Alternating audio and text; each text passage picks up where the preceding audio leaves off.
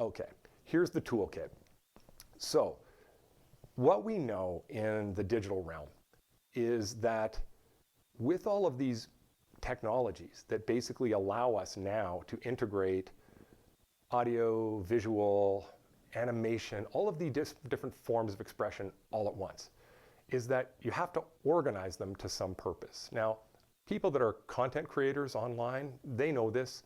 There are all kinds of really new art forms out there that are coming from this. But in a sense, there has to be some sort of organizing principle or some direction or some way of putting things together. What you want to think of with an audiobook, what you want to think of with a project where you're sharing research, is what is the process that I can use that makes it more expressive? So what we now know, and say in the world of virtual reality, in the world of games, etc., is that the old school training of drama, something that attends to the importance of text, the importance of speech, the importance of where things are placed, where attention needs to go, and how relationships are, how it is connecting with the audience, provides us with a really solid approach for doing this work. And indeed, if you do a professional audiobook, you will work with people who have those skills. So what we're going to do is walk you through what you need to do to take your text from a written book or a written article and turn it into either a scholarly audiobook or a scholarly audiovisual work. And it's relatively simple. So here's the bad news. Yes, we're in the digital realm, but as always, you're going to have to put up with some Shakespeare. Why? Well, I'm speaking to you in English, and if we're going to talk about English, there's just no doubt that Shakespeare has had more study directed towards that work than any other area. Shakespeare has contributed more words to the English language than anyone else. So you don't have to like Shakespeare, and don't worry, I'm not going to be reading you Shakespeare, but the formula used for working on Shakespeare is the best formula for thinking about how to prepare your book, and I'll explain why. So, I happen to love Shakespeare, but one of the challenges with it is when you teach Shakespeare, when you talk to people, I often find that students will come to me and they'll feel kind of embarrassed that they don't like Shakespeare because they feel that they should. I don't think you should. If you do, you do, and if you don't, you don't, and that's fine. That's the way it should be. But the idea, it seems to me, often gets into us that we feel embarrassed because we don't understand it. We should not feel embarrassed if we don't understand it. It's more than 400 years old. It's written in a version of the language we no longer speak. It's in poetry, and it is not meant to be read. It is actually meant to be heard, experienced, delivered to you by experts who translate it from that non-understandable form into a way that you do understand it. So I don't know if you've had the experience of seeing some Shakespeare plays. Apologies. Sometimes what will happen is you'll see one and you'll think like, I can't understand this at all. Other times what will happen is you'll see one and you'll hear audience members say, wow, it was just like they were speaking our language. Well, it's all the same words. The way that you get from the one that you can't understand to the one where it seems like they're speaking just our language is the process that I'm going to share with you, which will allow you to take your scholarship, which is complex, just like Shakespeare's text is complex, and by adding what you know of it, that really in your discussion of it that you would use if you were lecturing or speaking to colleagues or to, your aunt who asks you, what do you work on?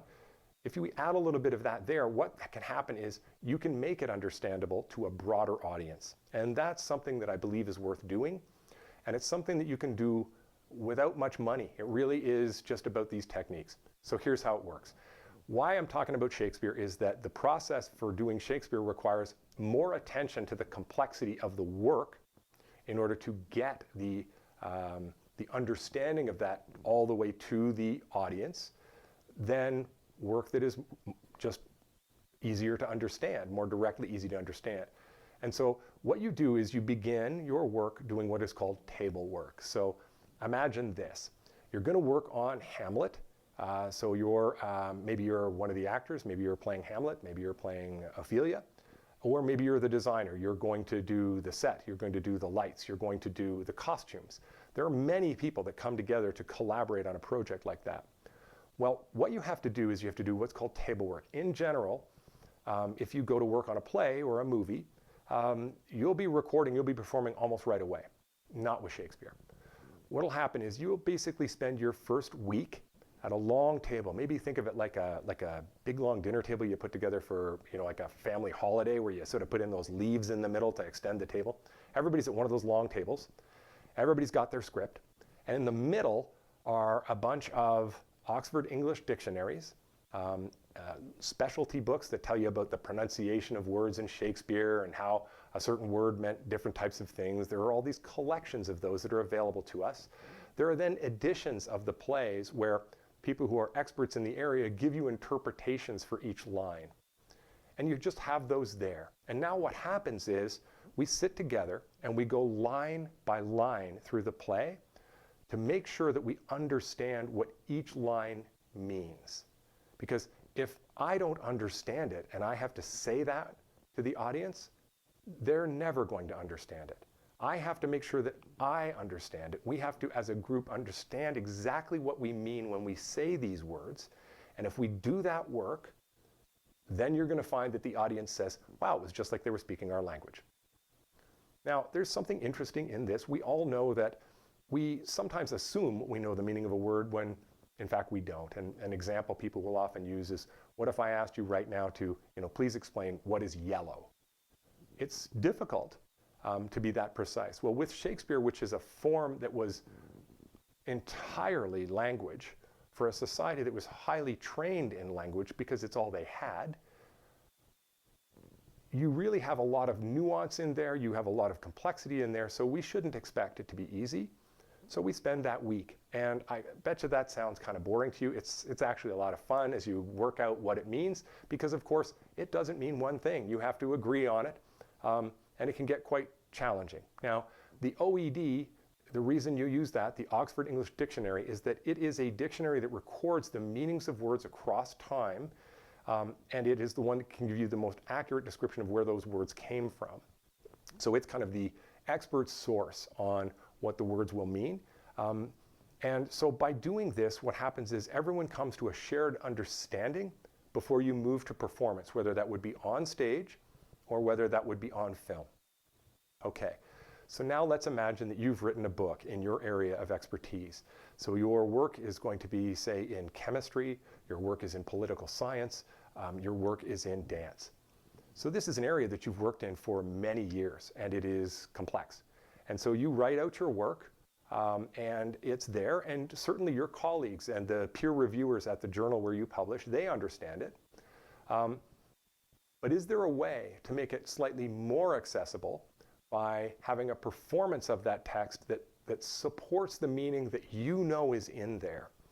Well, if we think about the exact same process, so what happens is we set up our table. Now it's smaller because we don't need that many people. We don't need as many people as we need to do Hamlet. But here are the people I think you really need. And in a way, if you have to do this on your own, you can be all of these people. But I do think it's better to work at least with one other person. But so here's the way it could work. You're going to need it to be recorded. So you're going to want a relatively good quality microphone. And those are available and not too expensive. And certainly if you're working at a university, you will have recording equipment on campus that you will be able to use. You're going to want an okay camera if what you're going to try and do is capture the face so that a person can see, say, lip reading or potentially facial expression. Very often now we have smartphones and devices that have a good microphone and a good camera built right into them. You're going to want a better microphone than just the built-in microphone, but the cameras on these devices are so good that you're probably going to be okay with just that. You can always get more expensive cameras, more expensive microphones and setups, but we really are at a place where you can get a good quality recording just with the equipment that you have around you. So now you're at the table. Now, if you imagine the way we did Critical Condition, one of the reasons we felt that it would be effective to do this book that I had done is that it was short, so it would allow us to make a kind of a prototype that was relatively easy to get to people. It was designed for a general audience, so it allows us to share it with a lot of people to get notes from different disciplines, because you can imagine this will work differently for, say a book that is for a pre-med student or a book that is about, a famous historical event.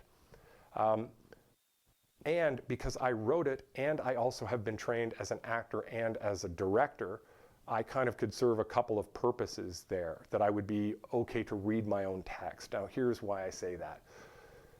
What you may also notice about with audiobooks is that, or even maybe lectures that you've seen, not every professor is a particularly good reader of their own work. We don't prioritize that, and nor should we. Then the job of the academic is to uncover new knowledge, and that is enough work on its own. So the idea that you would then also be an excellent performer or have the time to become an excellent performer is a non-starter. But so let's think of it this way. If we have an academic, if you've written your book, and you are able to do a good performance of it, that's, to be honest, quite rare. It's not the norm. I don't want to say that everybody should be doing this because that's I think is a burden. But if you can do it, obviously that saves time because you know what you're going to say. The next person you're going to need is a director, because what you'll notice in our first version of the book is that I was working, I brought in a student that I was working with and let him be the director for the first components of that, and the rest of it I did on my own. So, because I was wanting to get the prototype there. Now, what you'll see is that, or what you'll hear in that is that I'm very forced, I'm moving too quickly, I don't think I'm as connected. And the reason for that is I'm trying to direct myself and perform at the same time. The actor-director relationship is really that the director is helping give you information that you don't know about the way that you're speaking. So my colleague Owen, who's working with me now, stops me when I become an automaton and speaking too fast. In the first book, you will hear that I'm speaking in a way that we talk about as coming off breath. And so I'm speaking like this. I'm speaking from the upper part of my chest. I'm in a rush. I feel desperate. I'm really trying to reach you, and it doesn't feel comfortable to listen to. Now, I move into that mode because I am so excited, but it doesn't give me the best recording for you. It doesn't give me what I need if I am trying to make my work more accessible. So you need that second person. You need that director. The notion of the director, right, came back, a bunch of years ago when people that were performing said, we need to send somebody out front to let us know if this is any good. So you're going to want somebody who can be a director. Hopefully they've got some level of understanding of how to direct, how to get the best work out. But failing that, it's someone who knows you and your work and that you can listen to, that you will trust if they tell you to do something again because you've gotten it wrong. Okay, so that's that setup. But now let's get at what happens if you're not the person that can do the reading that way. And this is the normal way.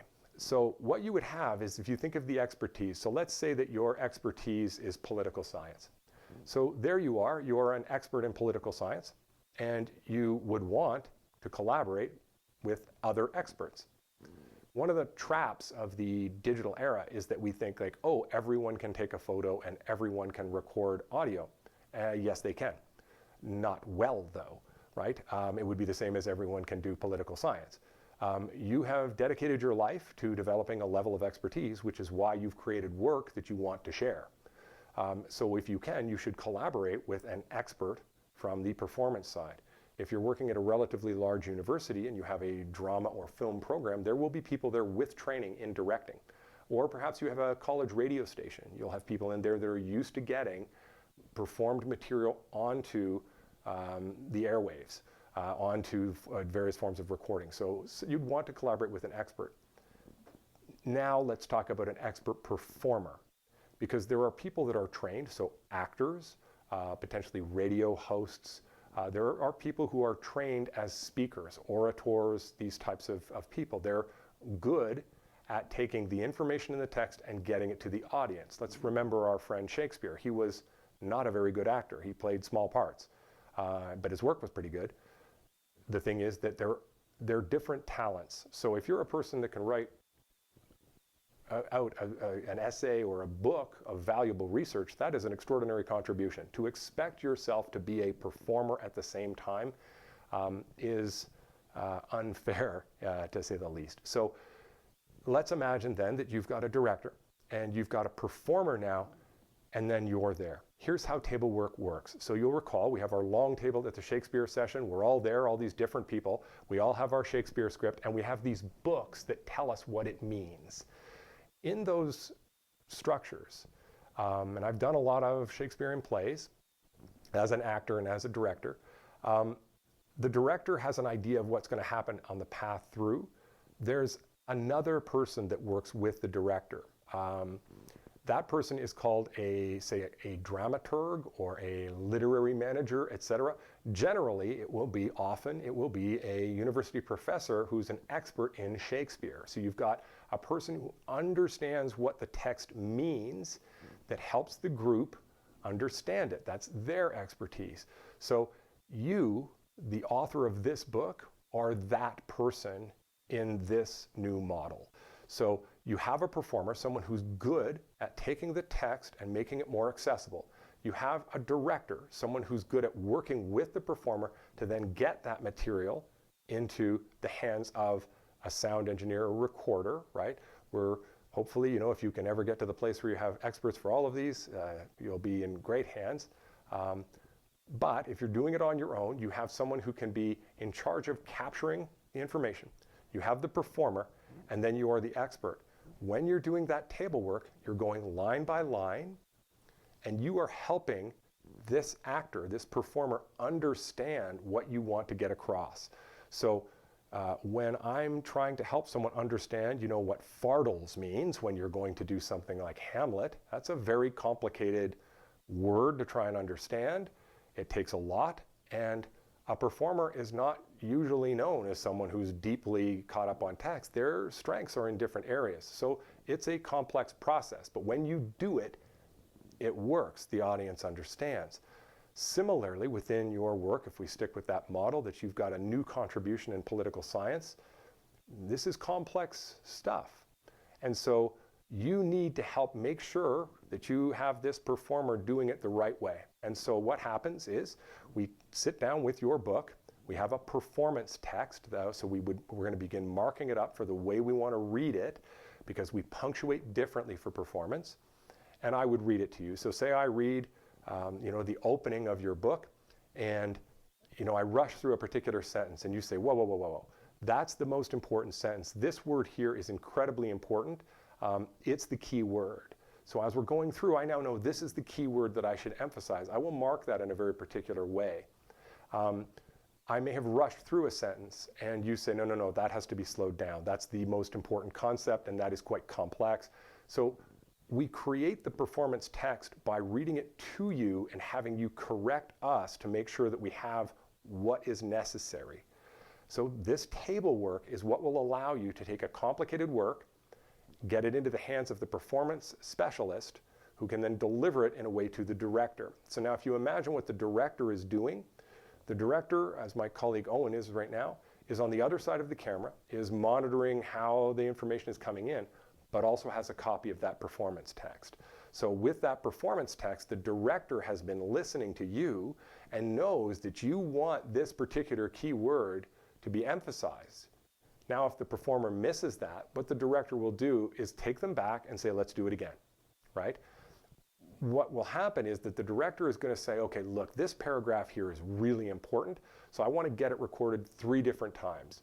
They're going to be getting the information they need to make sure that they have a way of getting the recording in as best a fashion as possible. The director is really interested in serving your text. That's what they're trying to get onto the recording. And so you would work together in this team.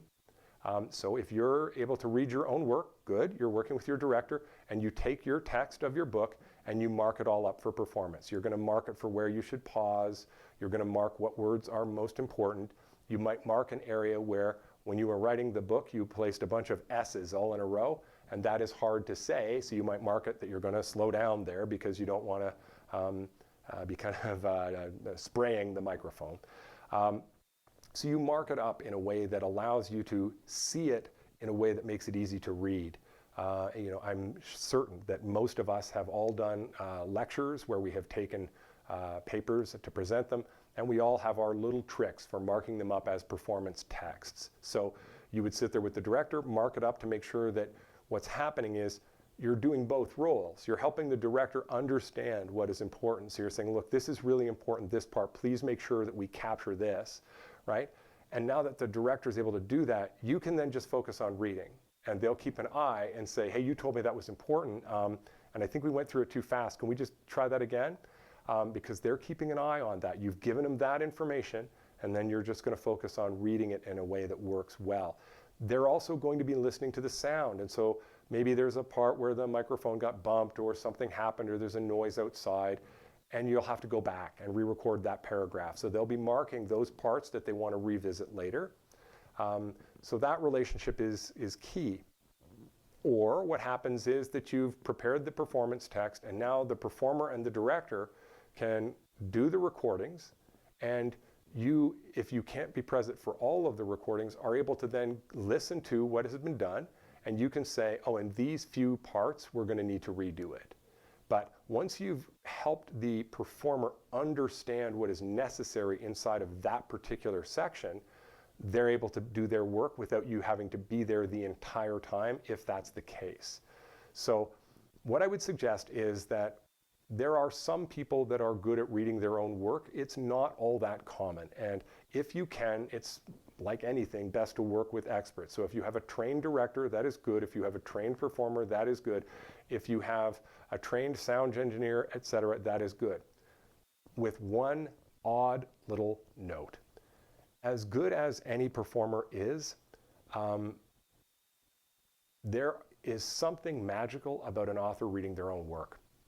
So look, some people just are not, some people are too busy to do this, to have the time to do the audio work, and some people are, they just don't spend a lot of time on spoken text. But here's an example I like to use. We've all been to weddings. And so if you go to a wedding, there'll be people that will give toasts, right? And so you'll have some guy that gets up and, he's like, you can tell that he loves to like talk, and he's got the microphone and he's kind of telling jokes and all this stuff, very confident speaker, etc. And it's, whatever. We don't really care, but you can tell that this person talks a lot and they're comfortable with a microphone. And then you get somebody who stands up who's clearly nervous.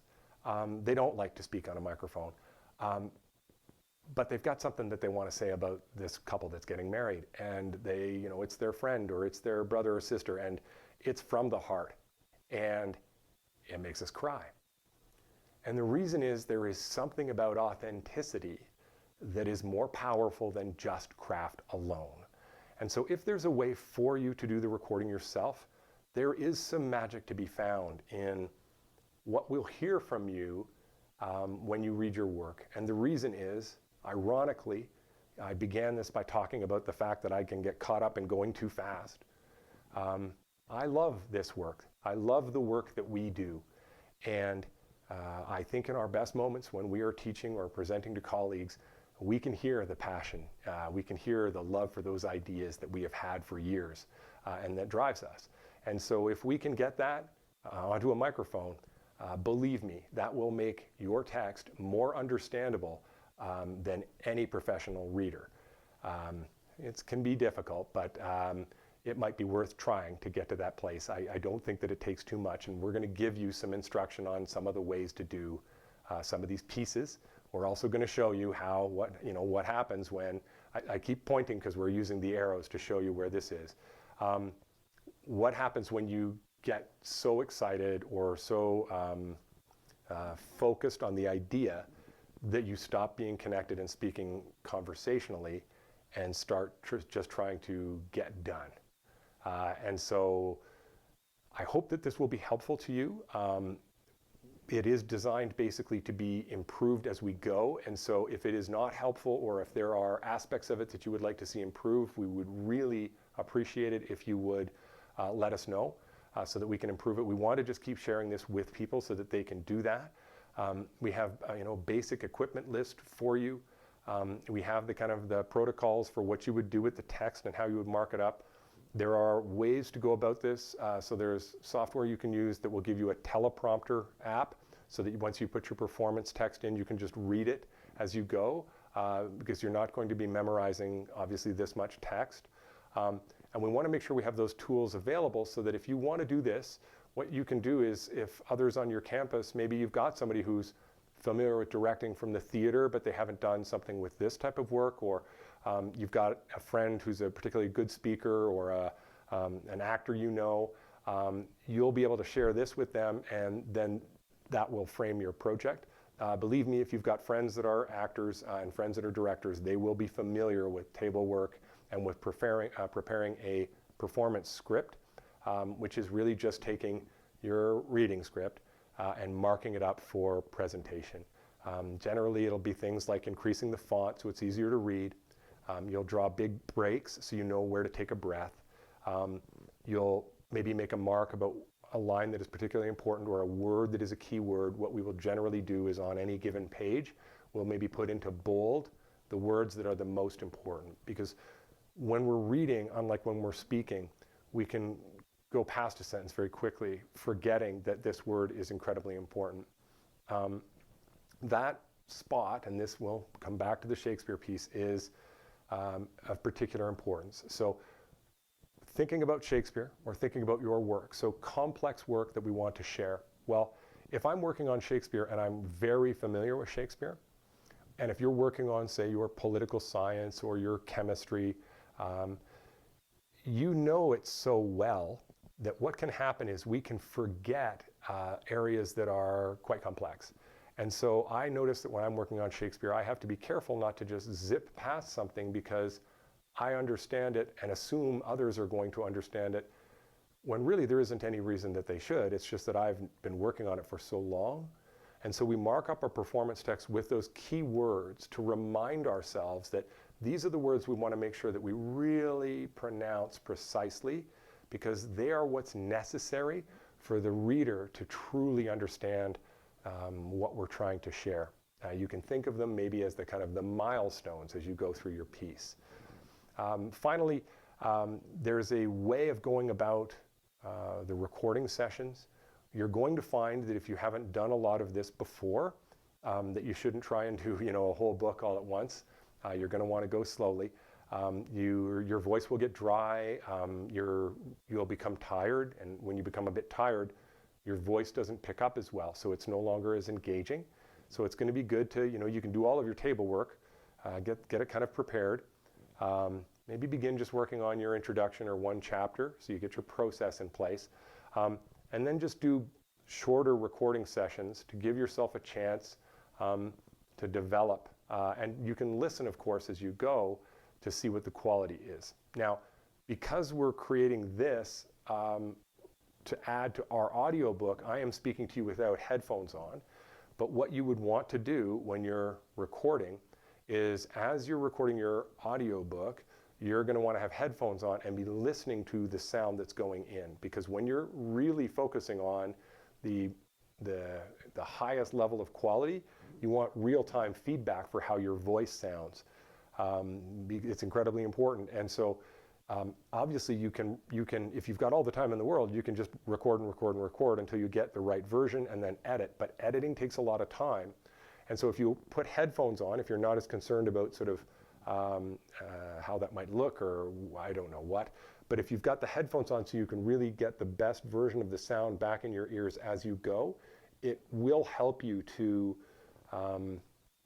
speak in the way maybe that you want to speak, to save you time. Part of the reason that we're putting this set of protocols in place for you is to save you time. We don't want you to have to try and discover how to do this on your own. There is, within the scholarly tradition, a long tradition of how to prepare a text for performance such that we can take complex text and make it more understandable. And so we want to provide you with those tools so that in general, what you'll be able to do is do your scholarly audiobook or your omnimedia, your audiovisual complements to your book in a way that doesn't take nearly as much time as writing the book. If it did, obviously that would be quite a challenge. So hopefully this is of help. As I say, give it a try. Contact us if you have any questions, and we would really appreciate it if you could let us know how we could improve this work.